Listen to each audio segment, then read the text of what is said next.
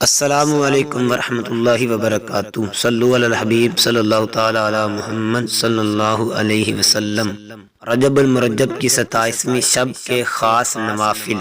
ہر دعا پوری ہونے کا بہت پیارا اور خاص وظیفہ۔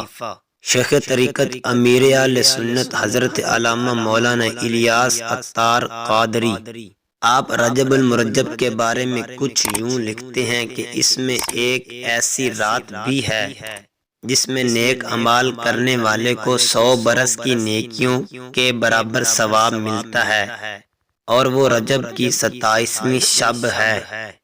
اس رات کی تو کیا ہی بات ہے، اس رات کو پیارے آقا صلی اللہ تعالی علیہ وآلہ وسلم کو معراج ہوئی، اور پیارے آقا نے اللہ تبارک و تعالی کا دیدار کیا، جس طرح اس کے شان شان ہے۔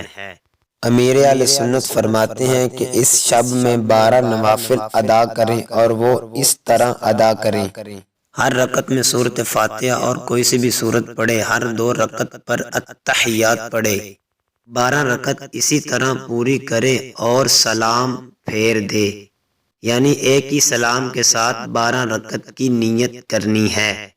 پڑھنے کے بعد 100 مرتبہ یہ پڑھے: سبحان اللہ والحمد للہ ولا الہ الا اللہ واللہ اکبر، اور اس کے بعد استغفار یعنی استغفر اللہ 100 بار پڑھے، اور اس کے بعد 100 مرتبہ کوئی سا بھی درود پاک پڑھے۔ پھر اپنی دنیا اور آخرت سے جو بھی دعا مانگے اور صبح کو روزہ رکھے، اللہ تبارک و تعالی اس کی تمام دعاؤں کو قبول فرمائے گا، سوائے اس کے جو گناہ کے لیے ہو۔